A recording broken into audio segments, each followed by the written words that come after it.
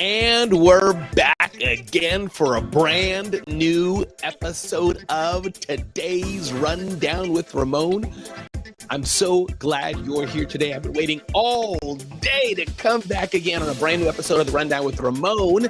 We're at about episode 167 about now. We've been cranking along for a while now, pouring insights and information and strategies to you. All we do is one thing and one thing along on the Rundown with Ramon. That's to help you live your best life or start or grow your business. My name is Ramon Ray, your host, 5-time entrepreneur, 5-time author, sold 3 businesses and more. And I'm so glad you're here today. So what do we have in store for you today on the Rundown with Ramon? What we're going to find out and talk a little bit about is an Ivy League degree needed, or for that matter, any college degree. This is not a new discussion, but one that's been going on around. Deborah Williams, glad you're here today. Seth Godin talks about a concept what he calls the ledge. Facebook is frustrating community leaders. Could Alex Hormozi's new tool called School solve that problem? We'll see about that. How to start a coaching business without coming off like a snake oil salesman. The psychology of viral technologies. We're going to talk about this. Don't try to hide personal from business on social media. Interesting headline here in the New York Times. The Wall Street girly wants to make wealth more accessible. We're going to talk about this. And headline here from Entrepreneur: I was fired from my job at a bank and started a multi-million-dollar company. We're going to touch on, if we have the time, I wish I'd prioritized 5 self-care habits. I always want to touch on self-care, self-care, self-care, which is so important. To get everybody, good day to you. This is the brand new episode of the Rundown with Ramon, and I'm so glad you're here. Let's get with it.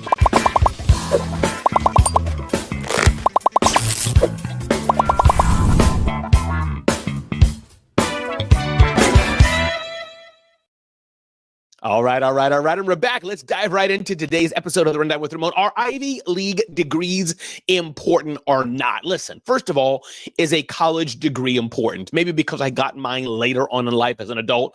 Already when I had a job, I'm deferring to the side that it depends. There are many traditional jobs still in the financial space, in the healthcare space, in the white-collar job space, marketing space to some degree, certain ones of them and more, where you need that formal training, that 4-year degree, that 2-year master's degree, maybe even your doctorate, where it may help you and give you an edge to some degree. So a formal college degree can help, not just with training, but with the mental discipline, yes. But I wonder, is an Ivy League degree needed today? There are some bosses that really don't care if you've been to Harvard or community college, as long as you show the discipline. Headline here in the Wall Street Journal says, elite university pedigrees can work against job seekers in some corners of the corporate world. It says here, the skepticism has intensified over the years after some recent Supreme Court rulings that maybe an Ivy League degree is not needed.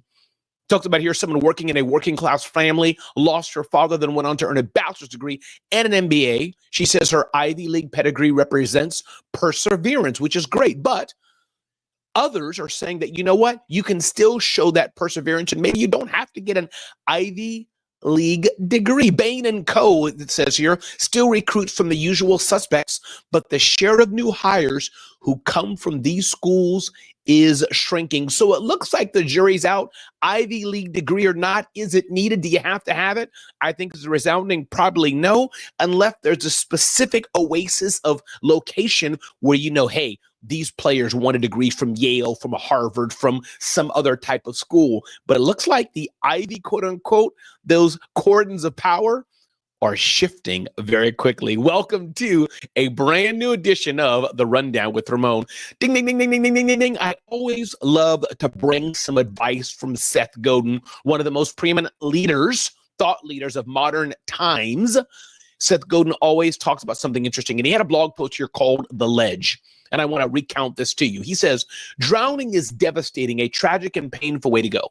So much so that feeling like we're drowning is a trigger, an overwhelming emotion that causes us to grasp, struggle, and leave our best self behind. It's easy to experience this even when we're out of the water. When the stakes are high and time is short, we can activate drowning mode, losing our focus, resilience, and generosity. The ledge can be a useful way to talk ourselves out of the spiral. If you're in 8 feet of water, it's easy to feel afraid, but once you realize that you're only a few inches away from a ledge, one you can return to whenever you like, it's possible to reset to find your bearings. It's not that hard to imagine a ledge. Sure, the parts didn't arrive on time, but our deadline isn't for a few days. Back to the ledge. You get that? Let's regroup and come up with a new plan, says Seth Godin. Yes, the project didn't work, but our budget has enough slack in it that we can try again with a new project tomorrow. The ledge is a combination of time and money. It's the buffer between here and disaster. The ledge is a foundation, a place we can find our footing as we think about the next steps. And the ledge offers perspective because we can realize that even if this moment feels momentous, it might not be. Resilient project management and risk taking requires investing in a ledge. This is the key. When we put everything on the line and cut the timing to the absolute minimum, the stakes get higher and we expose ourselves to failure. Part of innovation is choosing projects we can afford to dance with. And the daily emotional work is reminding ourselves that the ledge is right there so we can refocus and go back to bring our best. This concept of the ledge is absolutely important. When you're doing something that has a short time frame, you're doing something that has no margin for error, you're doing something that you can't step back and reflect, that's where the danger zone comes in.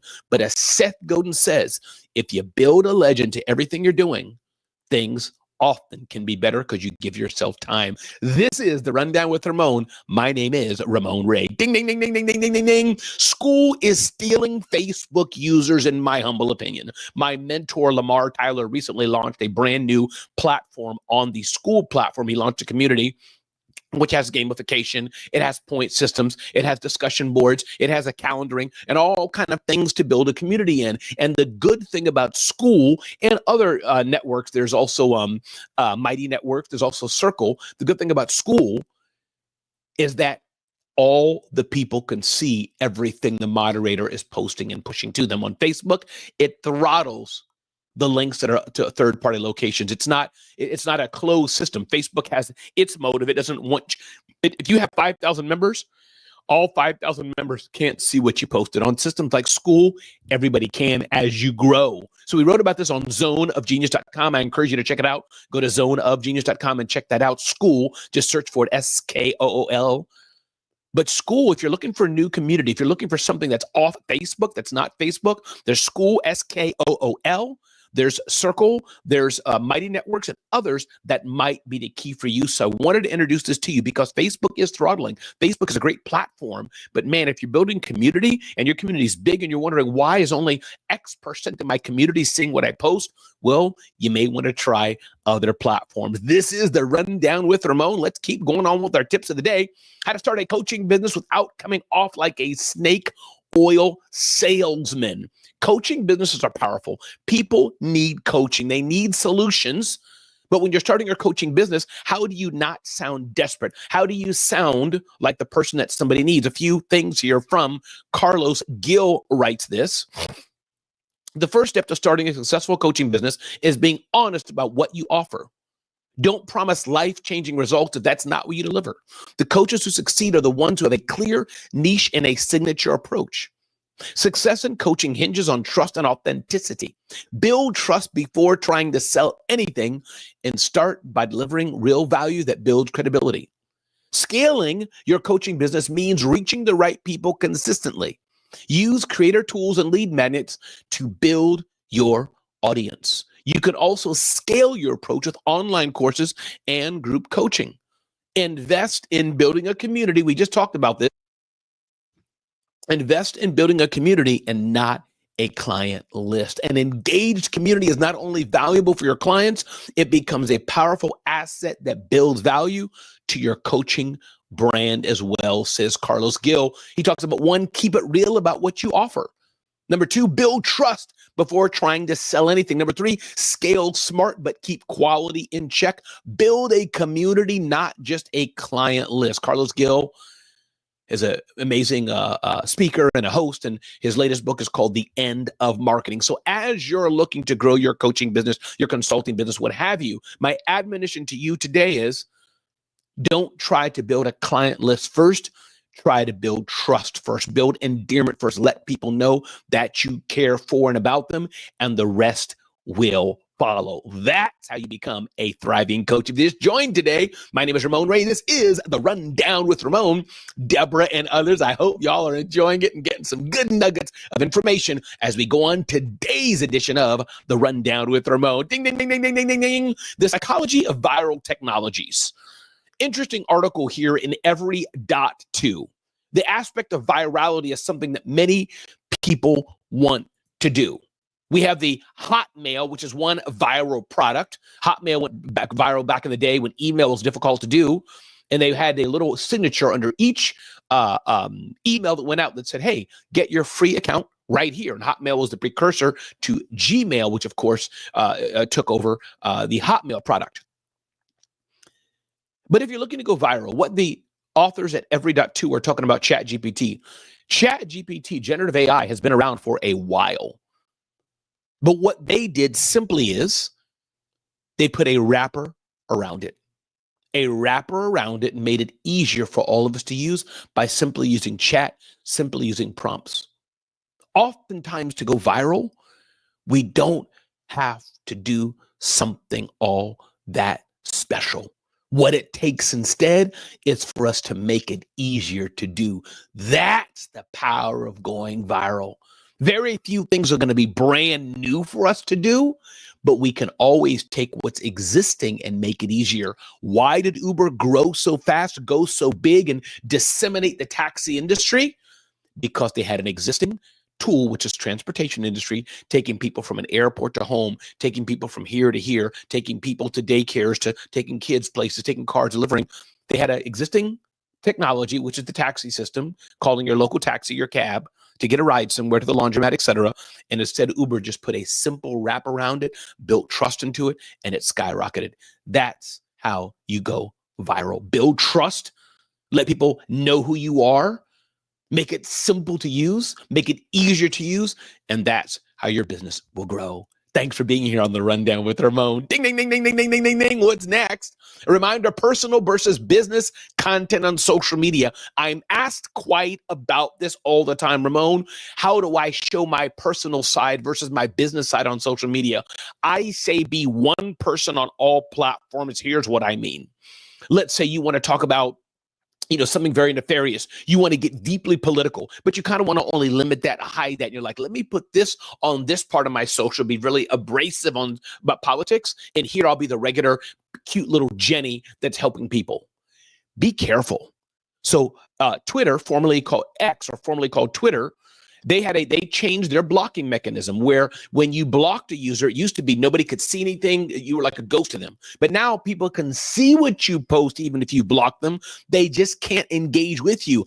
I think that may be a bit dangerous because maybe you're blocking somebody because you don't want them to know anything about you, where you are. You want them to forget about you to protect your privacy, to protect your physical space. So my point is, you have some group, some community, something you're doing, and you're posting private stuff. I think it's private, and then the algorithms change, the rules change, how the privacy settings were done change, and you're now exposed. If you want to do something private, you want to do something secret, you want to talk about whatever you want to talk about in the privacy of with a few friends, a few people, you may want to do a WhatsApp group, do Telegram.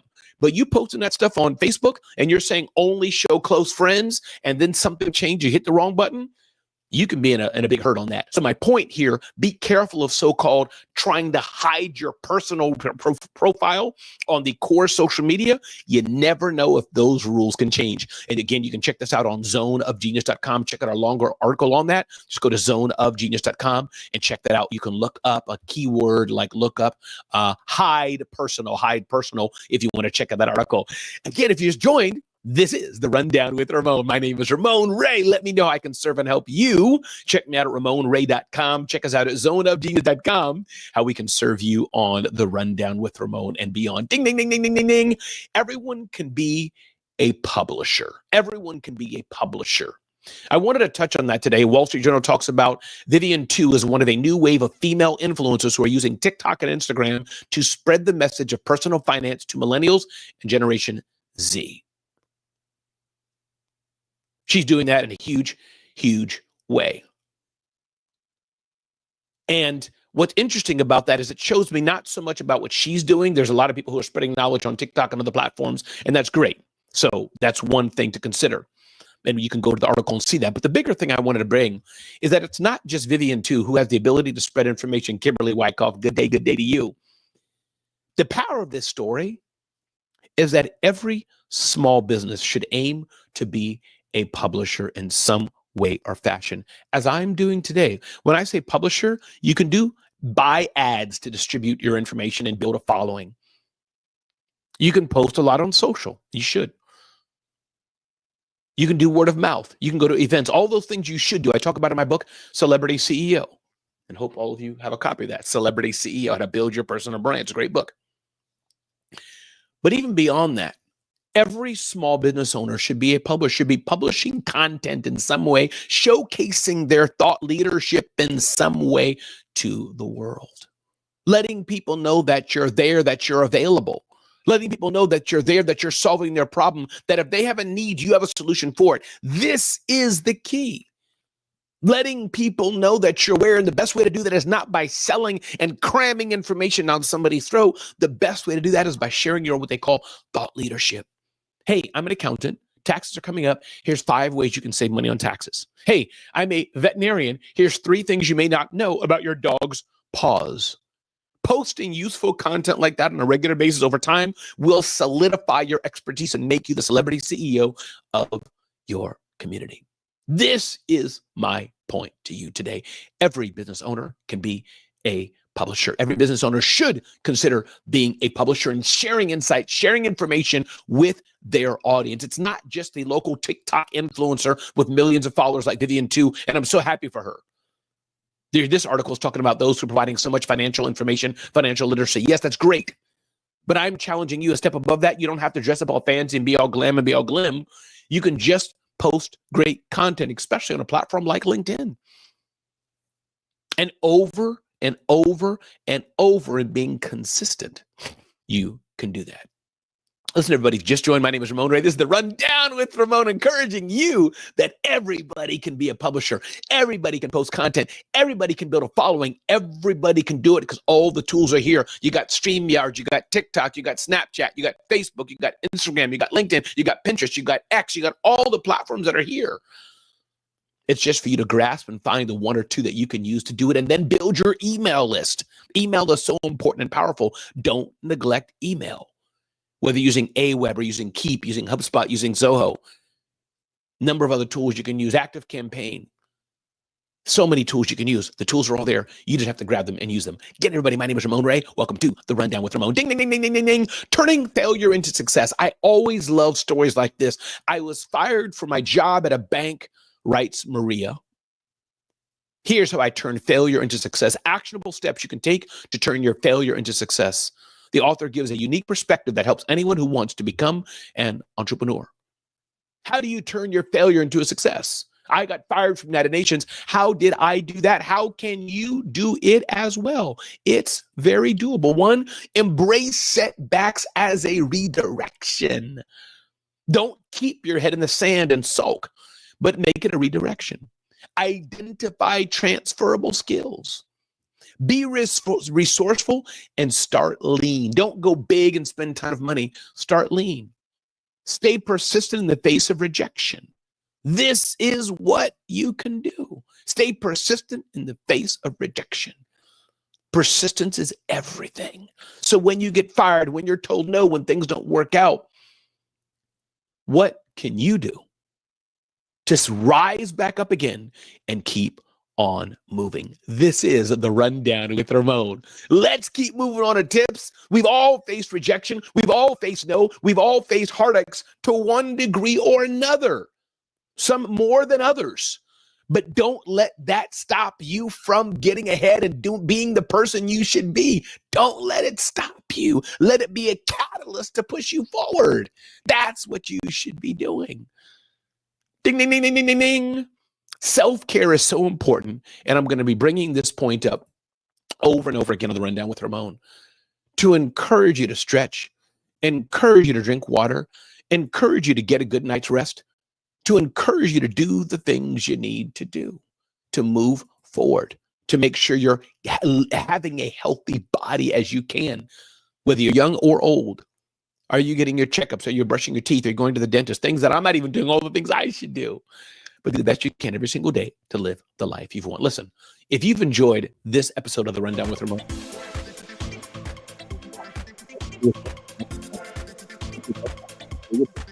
out of zoneofgenius.com. And I ask you, be clear.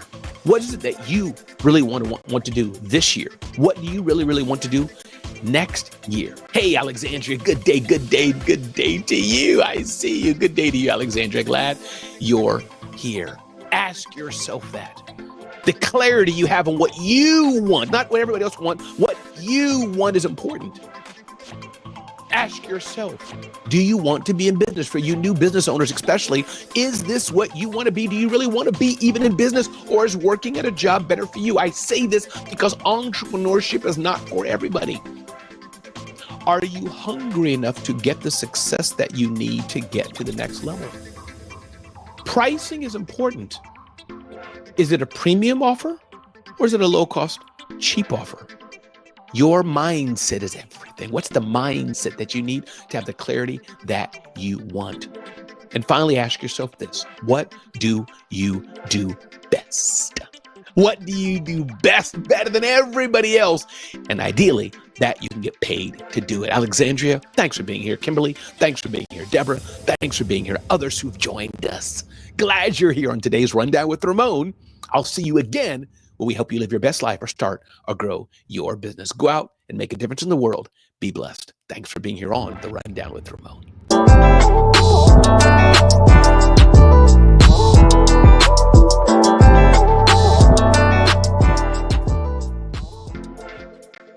And that's another episode of the Rundown with Ramon. I'm going to go out and have a workout.